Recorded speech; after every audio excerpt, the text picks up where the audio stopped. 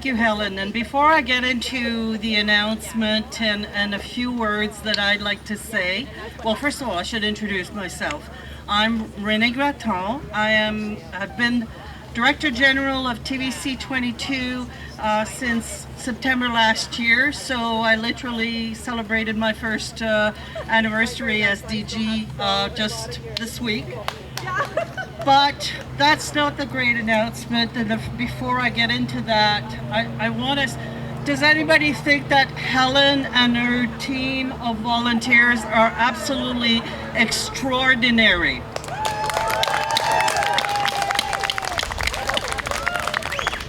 So Helen, on behalf of everybody here, I think that you're an amazing person. I'm blessed to have met you.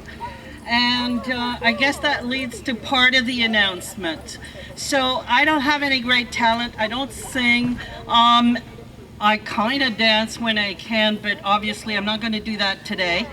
I don't have any other fabulous talent like playing the violin or but I dream big. Sometimes it gets me in trouble, but I do dream big. I was told when I started TVC22, the situation as it was, and some of you might know it, it's the non-profit organization, television, community television. And when my talent, I think, is dreaming big in terms of what community businesses can do. And my vision for TVC22 is that we integrate education to the communication platform and the broadcasting platform and our social media. And we also were fortunate enough to be sponsored. Obviously, Videotron is our first long-term sponsor, but over the last few years, by an organization called Cactus, which manages the Heritage Canada Local Journalism Initiative. So my vision for TVC22 is that we don't just educate on fun stuff, although education can be fun. I wholeheartedly believe that. But with the support of Heritage Canada and Cactus, we've been able to retain and hire two Indigenous journalists from Ottawa. They live in Ottawa, but they're now, over the last few weeks, started officially with TVC22. And part of the education stream is going to include an Indigenous programming. So the two ladies that I'm going to introduce to you today, Audrey, Redman, and Neecha, are you able to step? And my cast isn't just in sympathy for Neecha. So the two ladies are here today, and they come to you as Indigenous, and they are going to be completely responsible for ensuring that TVC22 starts and continues an Indigenous series of program that will hopefully educate people like me and anybody else on their experience. And I also want to salute Alec Pronovo, who's walking around with the camera. Give a wave, Alec. Alec has Métis background, and he started with us as doing a project, and then became a co-op student, and then our summer student, and he's now at La Cité Collégiale in television. And where's Bianca? Bianca, where are you, darling? Bianca is also a co-op student. And we are going to be working really, really hard to help educate. So throughout the day today, if you want to share with Audrey and Neecha, they're here to help share their stories, but as well as listen to you. TVC22 aims to be a safe place for helping move the movement forward of truth and reconciliation. So on that, I'm honored, and I thank Helen for allowing us to start to work and contribute to her work. And I'm going to leave the two ladies to take it over and tell their stories, or at least what they want to be able to do today. Thank you.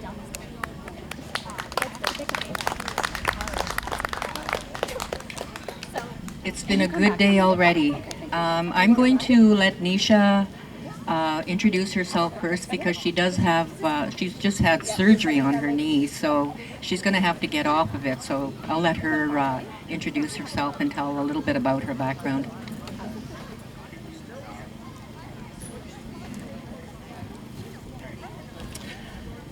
Hi. Hello, my name is Neecha. I'm from the Ojibwe Nation of Saugeen, which is located north of Thunder Bay. I currently live in Ottawa. I'm an intergenerational residential school survivor. My mother and my great-grandparents have gone to residential schools. And the 60 Scoop was actually part of the continuation of the assimilation to assimilate the children. So I'm actually part of that whole 60 Scoop experience. So what I've done is that I've been living in Ottawa. I was adopted to a French non-native family, so je parle en français aussi. Je comprends le français, je parle français, j'écris en français. So si y a du monde qui veut parler en français, I'm here. So I like my friends have mentioned, I just started working at TVC22 about a couple of weeks ago because I had broken my leg in July 1st, so I've been recuperating for the past 3 months. So today is actually my first day out on land by the water, surrounded by trees and people. So I'm really happy and honored to be here. I'm honored to stand by the fire and to meet the drummers and the walkers and the other speakers, and to finally meet my team, my co-workers. And it's an honor to be here on this special day because today was a really hard day for me this morning, waking up and just thinking about the whole history of our country and our people. And I needed to be here. I seen the fire, and that was the first thing that attracted me to this space, was the sacred fire, because that's one of the cultural identities that they have taken from me personally, is to take away the sacredness of standing and being around a sacred fire. So that's my reconciliation today, is to reconnect with the land, the people, and to hopefully, sit with you guys individually and to share what your thoughts and what your worldviews are about what today is and what it means to you. And to also honor the residential school survivors that have survived residential school, but also managed to share their experience, but also to know that they're loved. And this is my friend Audrey, and I've known her for about 15 years now.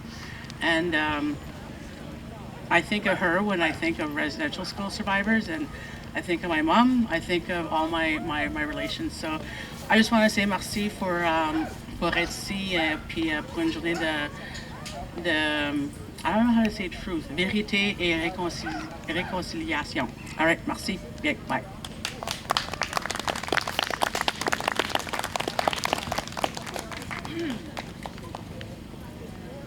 It's an honor to stand here today. First of all, to be with TVC22. My name is Audrey Redman. I'm a Dakota Cree from the Prairie, originally from Saskatchewan, Standing Buffalo Reservation. And I've been in Ottawa for 10 years. Before that, I was in Toronto for 17 years, and I was with CKLN 88.1 FM through Ryerson Community Radio, where I had a Sunday evening program called Honor the Earth from 1999 to 2008. And CRTC came and shut us down. So I've been part of, the media area for quite some time, but this is the first time for me for television. So I am happy to be in this area of Rockland. It's my first time being in Rockland, and it's a beautiful area. You'd never know when you're in Ottawa. You know, it's so close. And I want to thank the Jerry, the Mohawk elder, who's here today, whose land too that we stand on, all the Indigenous people from this area, the Mohawks, the Algonquins, the Anishinaabeg people, the Huron people, all came by through this way. So we are with TVC. We're going to be looking for contacts with Indigenous people out here who might have some Indigenous stories that they might want to share. And we are covering civic news, so it's going to be issues like this one. This one is, it took a long time for it to come out, this residential school survivor stories. You know, it's taken well over probably 150 years it's been going on, and so many Canadians didn't know about it. And there are a lot of Indigenous stories out here. I'd like to thank also the Indigenous Women's Circle who organized this event today. It wouldn't happen without them. And I have to, you know, we have to be thankful for them for remembering, because I'm a survivor of the schools. I went to St. Paul's Indian Residential School in LeBret, Saskatchewan for 7 years. So I was there very, very young. I went in at 6 years old. This is my first event to any Indian residential school, anything, because I went through that settlement with the government of Canada. I couldn't agree to what they offered us on that settlement, which was $2.5 billion, by the way. And I don't know what other survivors got, but in that settlement, they were going to offer me $31,000. $31,000.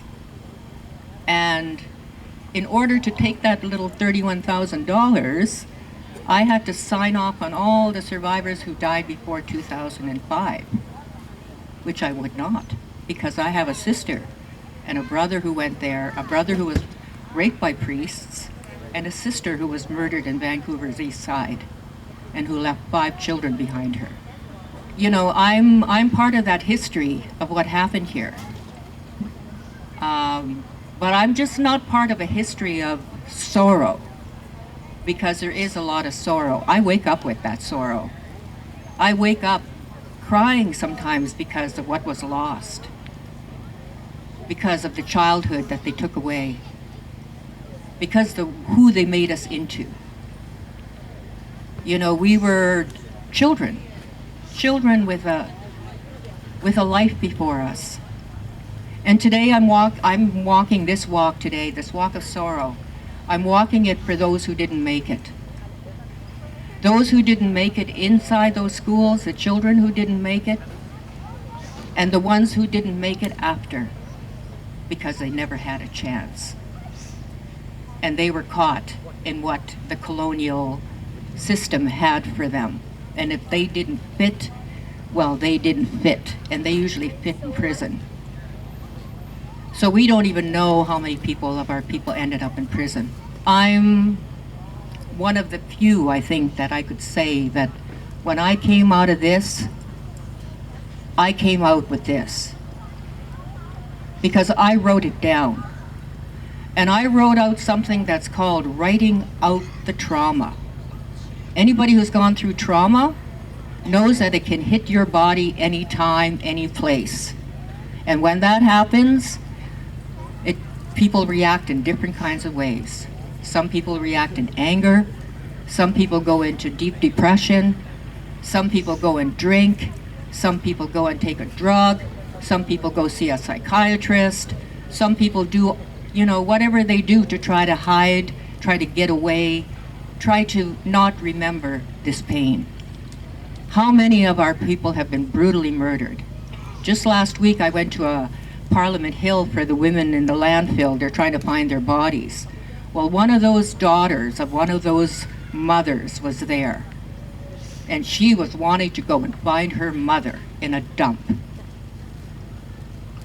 So all of these, what we go through, what it looks like to me is much of the same of what I went through when I was young, when our people were disrespected. But at the same time, when I look around me and I see what I see now, and I walk with the women I walked with, and I drummed with the women that I drummed with, it gives me a different perspective on what we can build out of something that's so wrong. And when people come together and they mourn together, they remember together, and they share together in that sorrow and what that is, because they know it could happen to them. You know, right now in this country, people are fighting for their children, the right to be able to have a relationship that's truthful and open with their children. That is being threatened. And it's interestingly how it's always the children that they focus on. When you get your children, you know, you can ruin a lot of lives. And why would you want to do that? And I think that's why Canada right now is in such a situation that it's got to take a look at itself in the mirror, because it's got all kinds of blemishes right now, and they're all popping out everywhere. To me, this is a big issue. I try not to make it a big issue. I try not to make it that, because it was too big. It was so big in my life that I didn't even want to go there. And I would never have gone there if it wasn't for the government of Canada putting out an Indian residential school reconciliation resolution Canada. That's what it's called. And whatever that reconciliation is, you know what? It costs $2.5 billion. And they got commissions and people that got paid. A lot of people got paid on this one. Survivors didn't get paid. And it's not about pay. You know what it is about? It's about truth. If we know the truth out of everything, then we can reconcile everything, because everything is here anyway. All that we need is here. We're standing on it.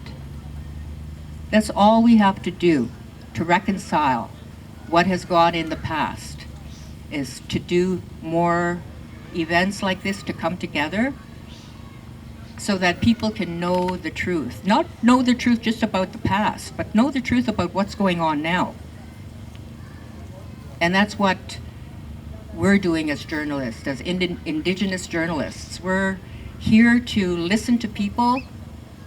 We're here to hear the stories. We're here to be with the people so that people can figure out what next to do. Because I think we're all in that place. The world has changed up so much.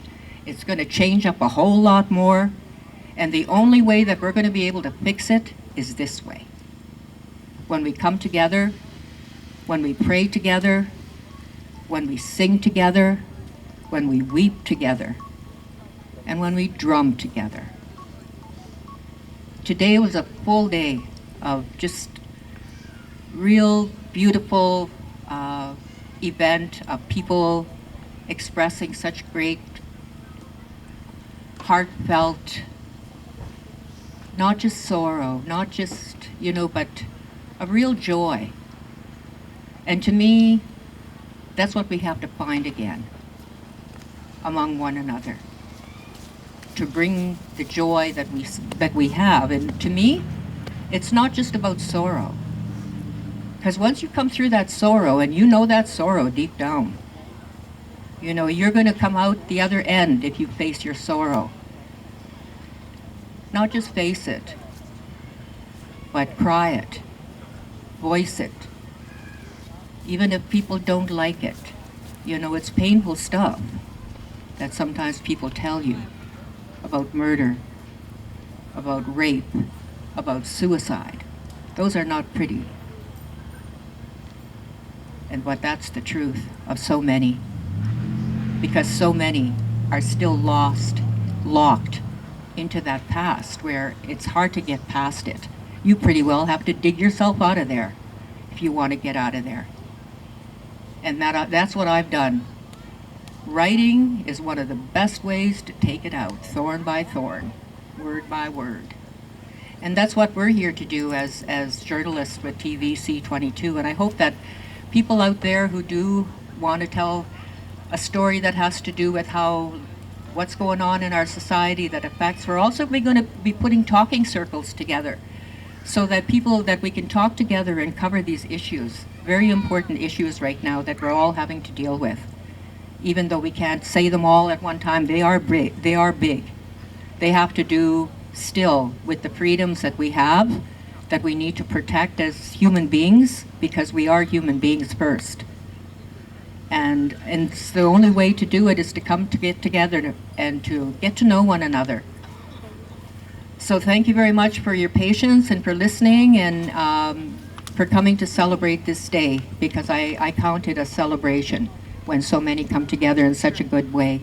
And thank you for that great music. Where else do you hear music like that than if you come to a live event? So thank you for all those, for the musicians that bring us joy. And continue to have a great day.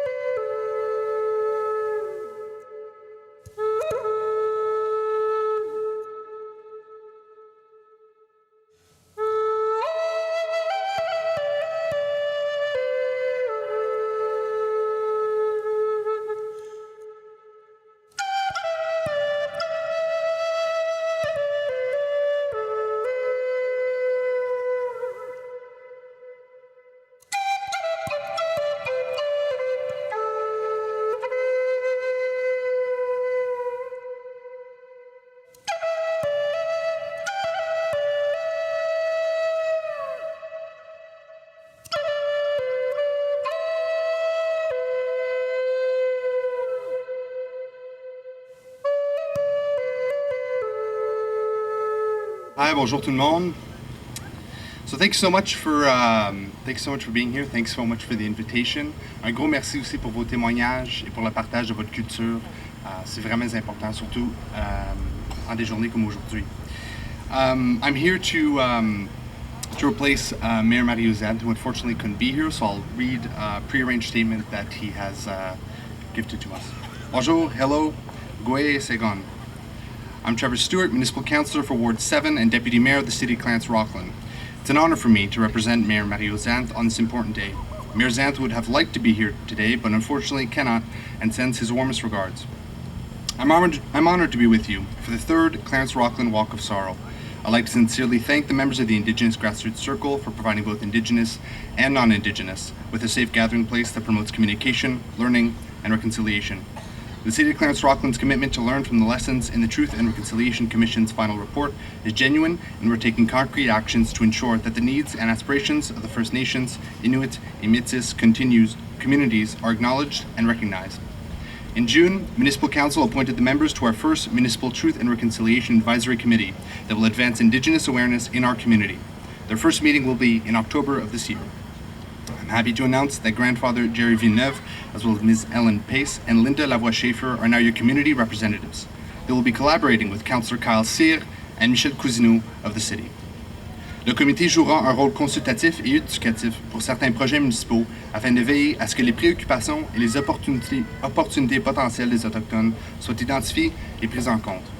Ceci s'ajoute aux appels à l'action que la Cité a instaurés depuis la publication du rapport, Je suis fier que la cité de Conestoga-Rockland figure parmi les premières municipalités qui ont mis en œuvre 3 appels à l'action concernant le rapport. Depuis plus d'1 an, toutes les réunions du Conseil ainsi que nos activités municipales commencent avec la reconnaissance du territoire. Certains de nos membres du personnel ont débuté des formations éducatives sur l'histoire des peuples autochtones, inuits et métis. Nous continuons à les encourager et à poursuivre leur apprentissage. D'ailleurs, ce vendredi, les employés ont hissé le drapeau des survivants en plus de porter des vêtements oranges. Également, l'hôtel de ville est illuminé en orange depuis vendredi soir. Ce sont des petits gestes qui confirment l'importance de cette journée pour nos employés. These are a few concrete actions that the city is doing, and more will be forthcoming. Personally, I'm always listening and educating myself into how I can be a better part of the reconciliation process. Et puis sur une note un peu plus personnelle, je veux aussi vous dire que c'est pas assez. Les actions qui sont prises au niveau municipal, provincial et fédéral à l'instant ne sont pas assez. Puis moi, je le reconnais personnellement. Je sais qu'il faut faire beaucoup plus. We have to do a lot more to implement the 94 calls of action from the Truth and Reconciliation Commission. And I know that days like today can re-traumatize. They're very difficult days. And I want to reiterate that my door is always open. J'ai des cartes d'affaires sur moi. I also have all my communication information on the city's website. And the mayor has a similar accessibility policy. By all means, reach out, help.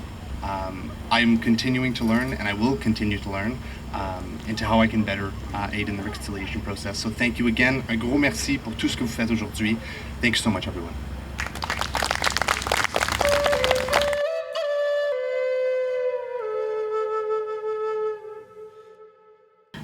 I'd like to introduce myself, and I have asked Arif to come with me today to do some vocable chanting and some improvisational with my poetry that I have.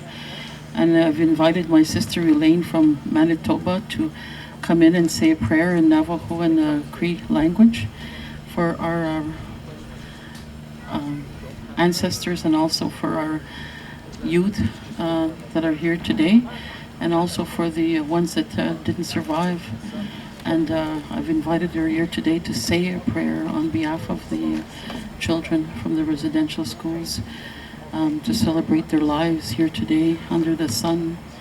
And I've noticed that Helene a while ago was saying this little light of mine, and Ani Bojo, it means I see your light, I recognize your spirit, I know who you are. And that's one of our languages. In Eastern Woodland, we have in the 5 Great Lakes, we have the Algonquin, Potawatomi, Ojibwe, Cree, Mi'kmaq, Montagnais, and Algonquin.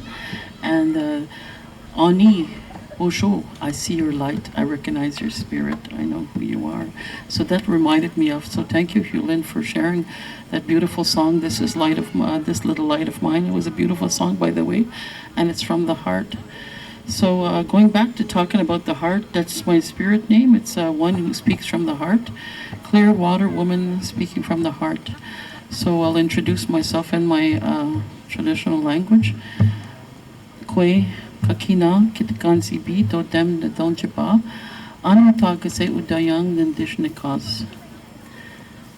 Clear water woman speaking from the heart. Je suis très honoreux d'être ici aujourd'hui devant vous à Rockland pour célébrer. Je crois que c'est la 3e fois que je viens ici. Et c'est très chaleureuse toujours. Et devant nous, le lac, c'est très très chaleureux aussi.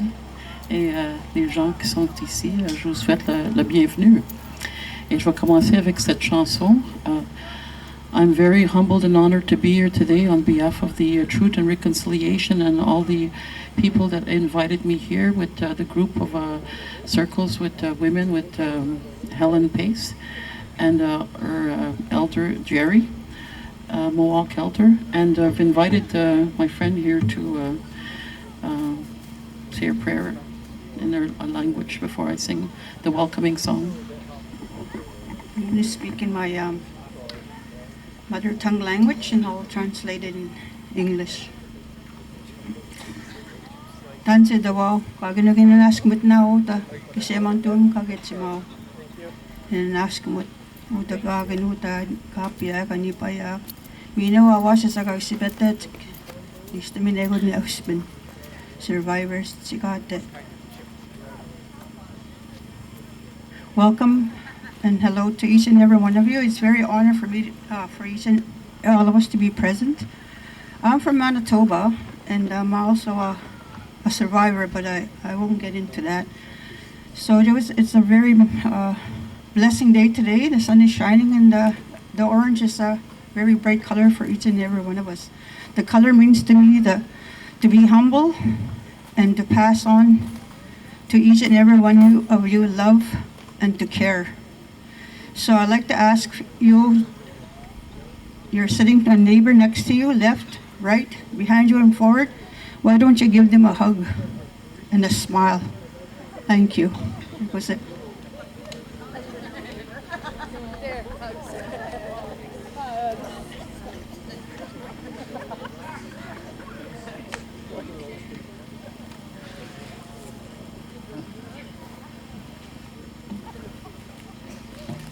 The welcoming song is The Seven Grandfathers. Way hey, way ya, hey oh,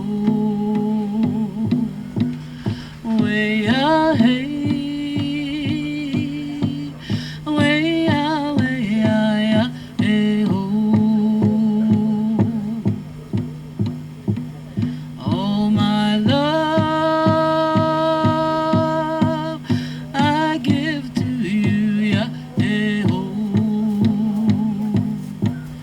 Oh my love, I give to you, yeah, hey oh. Away hey, away yeah, hey oh. Way hey, way yeah, hey oh. All my children,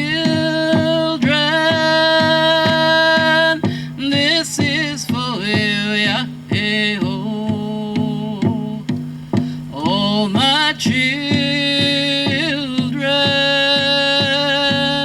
this is for you, yeah, hey oh. Away hey, away yeah, hey oh. Away hey, away yeah, hey oh. All my love, I give to you, yeah, hey oh. All my love, I give to you, yeah, hey oh. Away hey, away yeah, hey oh. Away hey,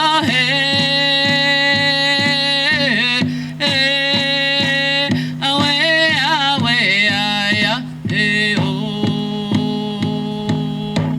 Children, away hey, away yeah, hey oh. Away hey, away yeah, hey oh. All my sisters, this is for you, yeah, hey oh. All my sisters, this is for you, yeah, hey oh. Away hey, away yeah, hey oh. Away hey, away yeah, hey oh. All my brothers,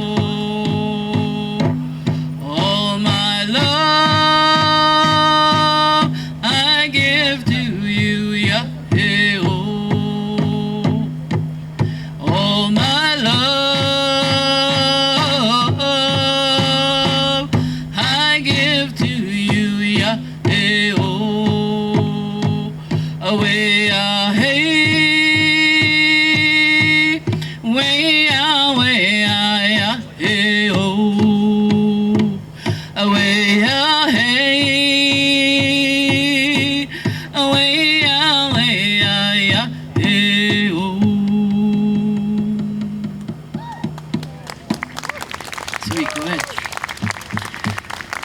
beautiful, welcoming song to the ancestors, and also a very pleasing day. So I just wanted to share a little bit of a history with you about the clans. So I'm talking a little bit about the clans, and usually the clan names, my clan name, my spirit name before the contact of Columbus was Mongo, which means a loon. And when you take away the last names and the indigenous people in their community, you take away the responsibility, because a lot of the last names of the clan members, as an example, Ojik meant fisher, Tendesi means blue jay, and Wagush means fox. And we had a lot of last names, like Apikan is a birch bark carrier. It means that you carry the bark, that you bring home to make the harvest, that we're doing right now. We're celebrating the harvest feast. So to me, it's very important that clan names and spirit names come back. And then this way we'll recognize who we are as traditional people of the land. And to me, I think wood, and we're talking about the elements of the earth, the air, the fire, the water. As an example, the maple tree, the maple comes to us with sweet water songs that we sing in the springtime. Springtime is a celebration of when the buds are coming out and the leaves are coming. I'm born during the flowering moon, which is the heart medicine. And the heart medicine is, I love you, Kisakyan, I love you. And I love my parents, I love the land, I love my people, I love the ancestors, I love the air, the birds, the butterflies, and so on and so forth. Kishimigwaj, thank you for having me.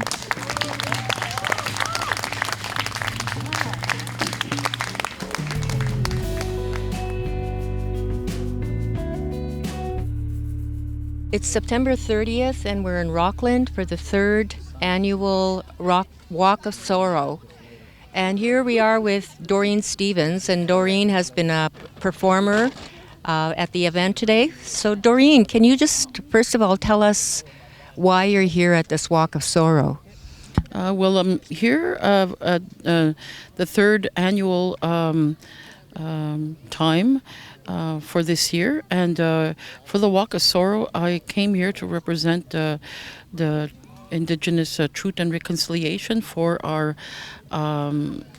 siblings and our ancestors. And my mother was a residential school survivor, and then also my aunts, and I was a 60 scoop. I still am a 60 scoop, and I came here to celebrate because it's a connection. It's and also to be alive and with gratitude here to share with amongst the people here to tell our stories. That's why we're here. And what would reconciliation, what does that mean to you? Well, to me, reconciliation is a long, long journey. It starts from me, for people listening. And listening is with our hearts and our mind and our spirit, because those children that were missing and continue to go missing, mind you, are relatives. And when one goes missing, that means all of the community members go missing. So to me, I'm here to acknowledge that in my heart. And I think that people should recognize that everyone here that joins in together in gratitude, well, we are all human beings after all. And that's why I think it's very important. Truth and reconciliation is to acknowledge who we are as spirit and soul, and very soulful people, because our generation have to unlearn, and we have to learn what we have been taken away from us. Earlier I was talking about the clans. My clan name was Mongo, which is Loon Clan. And then when you take away the names of the clans, you take away the responsibility of that person.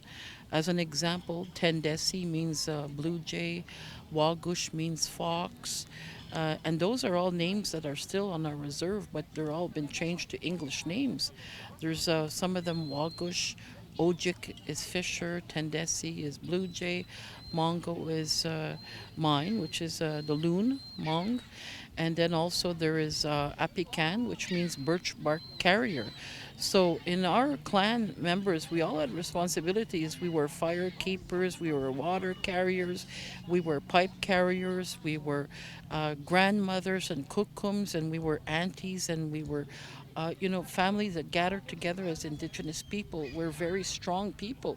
And then when we separate us and take us apart and dissect all that energy, and now we have to transform it back again together. But that's truth and reconciliation. And I think that they better make sure to weave it very good together, because we're a strong people. And that's what I believe, anyways, myself in my heart. And you go into schools and you speak and you teach. Can you explain how that could be effective in the changing, I guess, of how we see Indigenous people? When I go to the schools and I speak how it could affect and change, it's because I share my stories. As an example, I was talking in the schools, or I share a little bit of, as an example, I say we live like a plant life, and we come from the eastern doorway, and we go into the west, which is the great mystery, the unknown. And white example represents wisdom, and north and red represents people from the south, as an example. And when we talk about the dream time, we talk about the west, the creative time when we're sleeping and we're creating our dreams. And in all walks of life, I believe that people should listen, because we're all human beings, and Anishinaabe people means a human being. And when the kids learn that in the school, they carry that in their hearts. As an example, my spirit name that was given back to me is Clear Water Woman Speaking from the Heart. The heart is the first teacher, the first medicines. The heart, I love my teacher, I love my land, I love my children. And I think it's very important to connect this way, because we're all people that connect together, in the spiral, in the web of life. Well, this is the third annual Walk of Sorrow, as they call it. What would you say today? What did this day mean to you? This day to me means reconciliation, and our truth is our own truth. It's our truth that happened to our children, and that's most sacred. Our children are the sacred people in our community, and I think that's very important that we acknowledge that. That's what reconciliation means to me. It's to acknowledge it, to stand up and acknowledge that this is the truth. This is what happened to us, and then also to establish the very strong force that tells us, yes, I accept that I did that, and this is the past. But the past is the future, and we all move forward with the future. Thank you for that. It was hearing you today in your performance was amazing, and there should be you should be out there more, because you have not just a voice, but also the message that you bring is something that we need now, as not just as Indigenous people, but as Canadian people, to hear what our culture can bring, because it's been gone for so long and hidden. But thank you for bringing that to us today. Oh, you're welcome, Kachmi Gwedge. I'm very happy to do that. Yeah. So thank you, Audrey.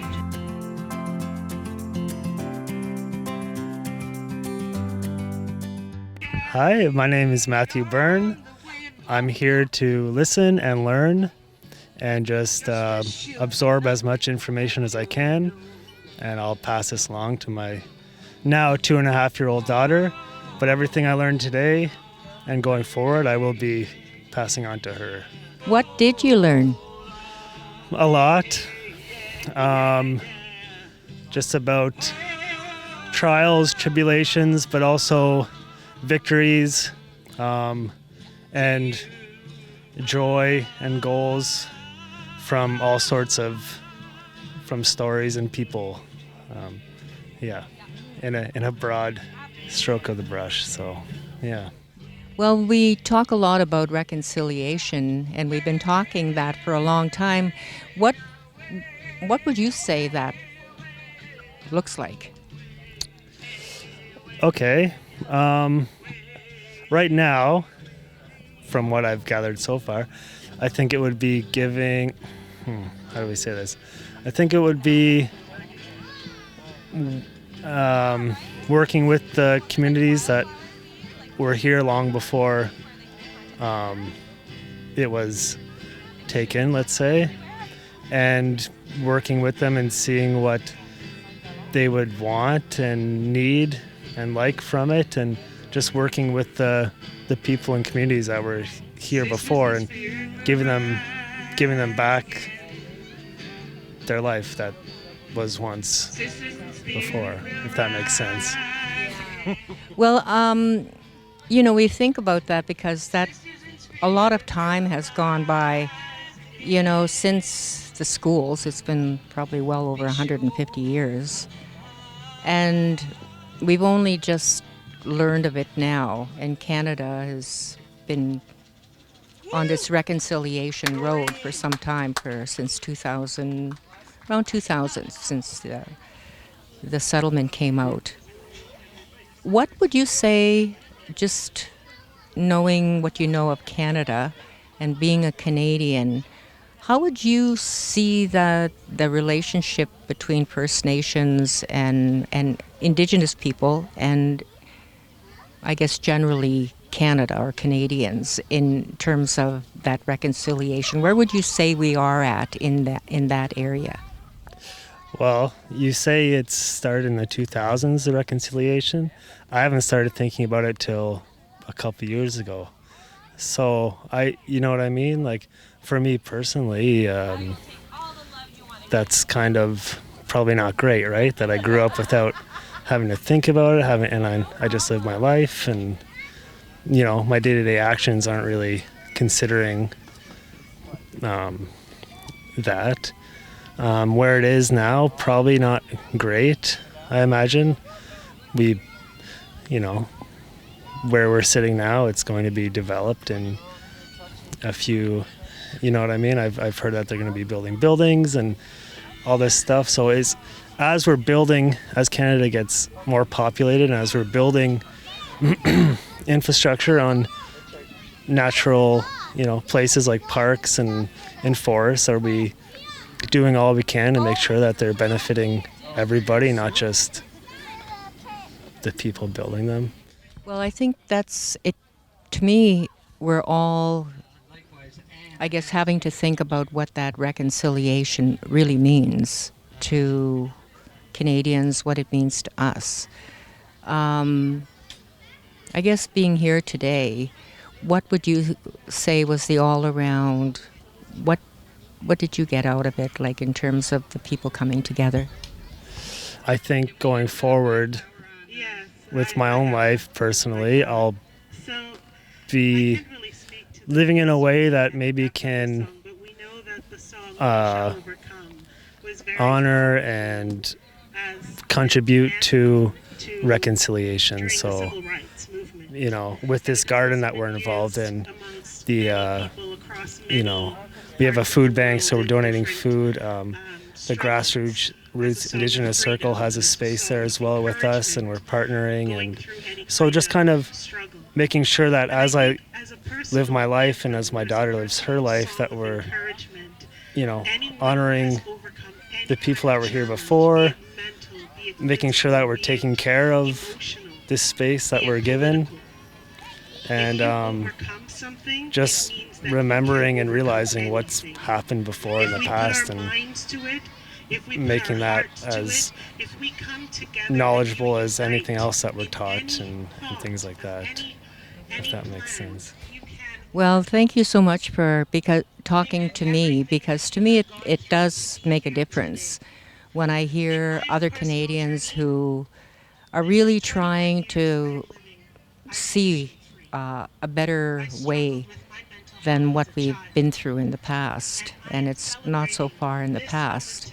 So I think it's Canadians and all First Nations, Inuit, Métis people coming together like this, for me, that has made this whole event complete and quite a joyous occasion.